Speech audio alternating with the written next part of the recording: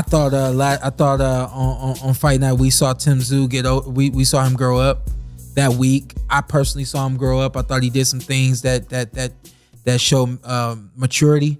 And at the end of the fight, at the end of the night, he said, "What's my name?" He says, "I'm Tszyu. Okay, I'm no longer Kostadzu's son."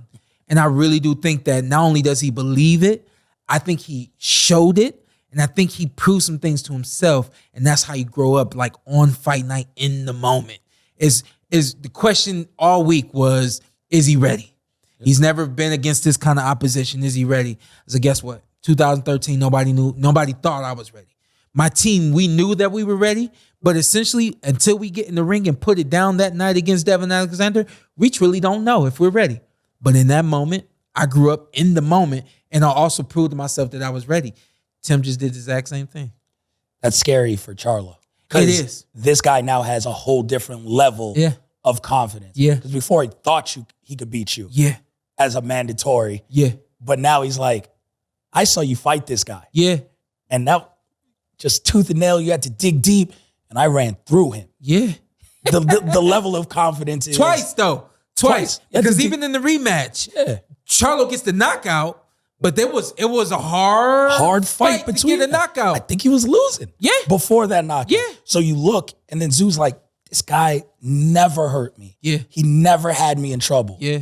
Oh, so you and him are equal. Yeah. You ain't got nothing for me. Yeah. So now that level of confidence is just, it goes both ways. So Charlo gets a game plan. He gets that. But now Tszyu's confidence. Here's what's even better about that fight now.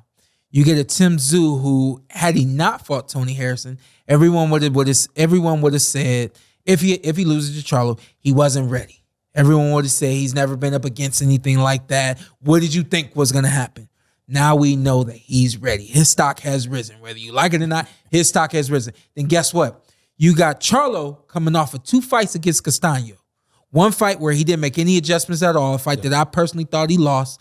Thought that he wasn't listening to the corner, had to go back to the drawing board, through a draw, and right some wrongs. I think the key thing for him was listening to Derrick James. Come back in the rematch, listens to Derrick James, gets the late stoppage.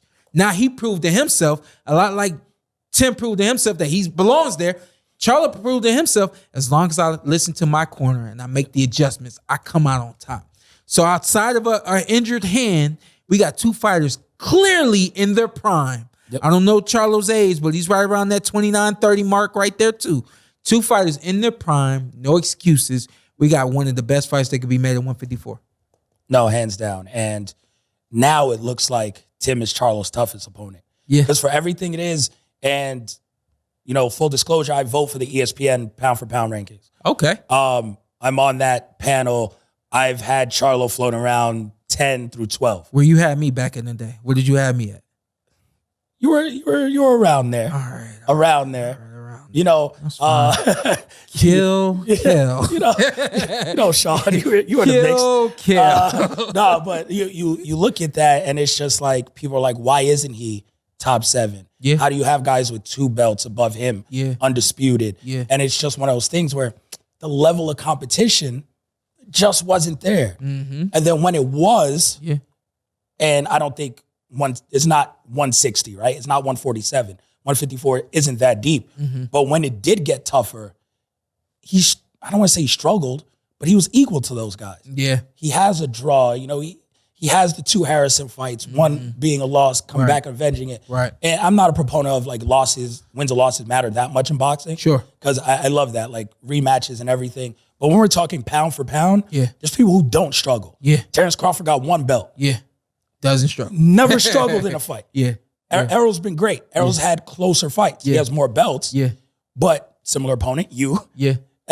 Errol struggled. That was a close fight. Very. It came down to him getting the quick knockdown at the end. Yeah. Really, that's the deciding factor. Yeah.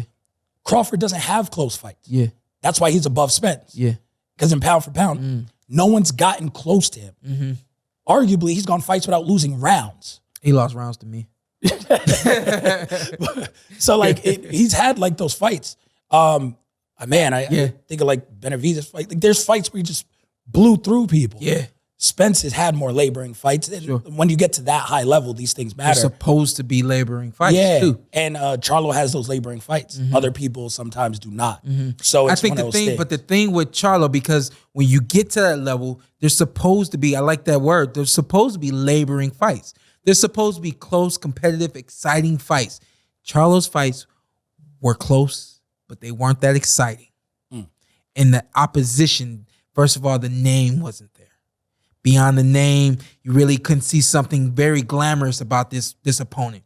Overwhelming power, overwhelming speed, or crazy footwork, anything like that. He's had close fights against competition that really don't look like it's his level.